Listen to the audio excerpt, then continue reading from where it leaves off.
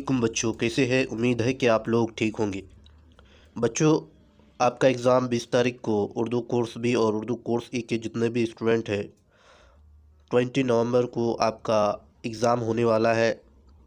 तो आप लोग शायद अच्छे से तैयारी कर रहे हो। पहला चैप्टर से 11 चैप्टर तक पूरा डिटेल क्लास चैनल में अपलोड है। 1 बाय 1 आप लोग देखिए और समझिए। यदि आप 1 से 11 चैप्टर को एक बार अच्छे तरह से देख लेंगे तो मेरा दावा है कि आपका 40 में 40 मार्क्स आएंगे। और साथ साथ आप क्लास को देखकर अच्छा फील भी करेंगे, क्योंकि अच्छे तरह एक्सप्लेन किया गया है। एक बार अगर आप समझ गए तो आपका कोई भी एमसीक्यू स्किप नहीं होगा, छूटेगा नहीं।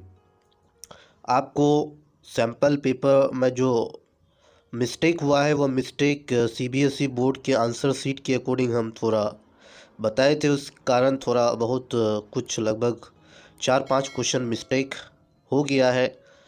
तो उसका आंसर कमेंट सेक्शन में पिन कर दिया गया है। आप लोग उस राइट आंसर को टिक आउट कीजिएगा। तो आप सभी से एक गुजारिश है कि इस वीडियो को जितने भी क्लास को देख रहे हैं अपने फ्रेंड्स को बताइए, क्योंकि उसको भी मदद मिले और साथ साथ वो भी अच्छे मार्क्स स्कोर कर पाए। आपको टर्म 1 एग्ज़ाम में 50 एमसीक्यू मिलेगा। उनमें से आपको फिर पैसेज भी दिया जाएगा। उस पैसेज के अंदर से क्वेश्चन एराइज किया हुआ रहेगा। तो आप पैसेज को एक बार अच्छे से पढ़ेंगे और उस पैसेज से आपका लगभग 20 मार्क्स, 4 पैसेज में आपका 20 मार्क्स कवर हो जाएगा। बाकी 20 मार्क्स के लिए आपको चैप्टर 1 से 11 और ग्रामर का जो भी टॉपिक मेंशन है ऑलरेडी चैनल में अपलोडेड है। चैप्टर 1 से 11 भी अपलोडेड है। एमसीक्यू का 3 प्रैक्टिस सेट, साथ साथ कुछ चैप्टर के एमसीक्यूज़ भी चैनल में अपलोडेड है। आप लोग देखिए और अगर कोई डाउट हो तो कमेंट सेक्शन में आप लोग पूछ सकते हैं। और साथ साथ डिस्क्रिप्शन में मेरा नंबर, ईमेल आईडी वगैरह दिया हुआ है, आप वहां से भी हमसे कांटेक्ट कर सकते हैं। तो आज के इस क्लास में हम लोग रुबाई किसको कहते हैं, रुबाई का मीनिंग क्या होता है, क्योंकि इससे एक एमसीक्यू बन सकता है।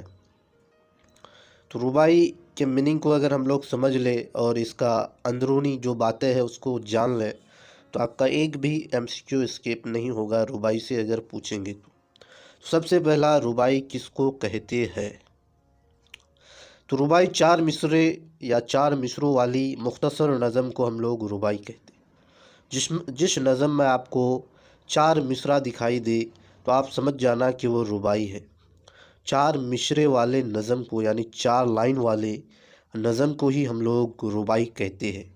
जब भी आपको 4 लाइन वाले नज़म दिखाई दे तो आप समझ जाना कि वो रुबाई है। अरबी में ये अरबा के मानी 4 होते हैं। अरबी में इस वर्ड का मीनिंग अरबा है, अरबा के मानी 4 होते हैं। इसलिए इस किस्म के मुख्तसर नज़म का नाम रुबाई रखा गया है। इसकी साखत इस तरह होती है कि पहला, दूसरा और चौथा मिसरा हम काफिया होते हैं। ये लाइन काफ़ी इंपॉर्टेंट है, इससे एमसीक्यू बन सकता है। इसका यानी रुबाई का पहला मिसरा, उसके बाद दूसरा मिसरा और चौथा मिसरा, ये क्या होते हैं? हम काफिया होते हैं। काफिया किसको कहते हैं? चैनल में अपलोड है। उसके बाद तीसरा मिसरा में आम तौर पर काफिया नहीं होती है। तीसरा मिसरा में कोई भी काफिया नहीं होती है, लेकिन अगर शायर चाहे तो तीसरे मिसरे में भी काफिया इस्तेमाल कर सकता है। ये जनरली जो है मेन पहला, दूसरा और चौथा मिसरा हम काफिया होते हैं। शायर चाहे तो तीसरे मिसरे में भी इस्तेमाल कर सकते हैं। पहले 2 मिसरे में किसी बात को पेश करने की तमीद बांधी जाती है, फिर तीसरे मिसरे में बात को आगे बढ़ाते हुए कोई ऐसा पहलू सामने लाया जाता है कि बेसाख्ता जहन असल मौजू की तरफ तवज्जो या रागिब हो जाए, और तब जाकर चौथे मिसरे में नहायत ही पुरजोर और असर अंगेज तौर पर मजमून का खुलासा इस तरह पेश किया जाता है कि पढ़ने वाले पर एक ड्रामाई असर कायम हो जाता है। जब चौथा मिसरा पढ़ेगा तब उसको अच्छे तौर पे समझ आएगा। ये मिसरा इतना ज़ोरदार होता है कि मजमून का सारा निचोड़ इसमें आ जाता है चौथा मिसरा में। और एक ख़ास बात इस सन्फ़ की ये है कि इसका वज़न मखसूस है। आम तौर पर ला हौला वला कुव्वता इल्ला बिल्लाह के वज़न का इस्तेमाल रुबाई में किया जाता है। रुबाई एक मुश्किल फ़न है। रुबाई क्या है? एक बहुत ही मुश्किल फ़न है। रुबाई में सबसे मशहूर मीर बब्बर अली अनीश है। उसके बाद चंद चेकबस्ट है। ये सारे रुबाई के कुछ मशहूर दो शायर हैं जो अपने किताब में, हमारी किताब में है मीर बब्बर अली अनीश के बारे में। रुबाई एक मुश्किल फ़न है क्योंकि इस बात को सिर्फ 4 मिसरे में इस तरह पेश करना, एक वहदत तासीर कायम हो, कोई आसान काम नहीं है, बहुत ही मुश्किल काम है इसको लिखना।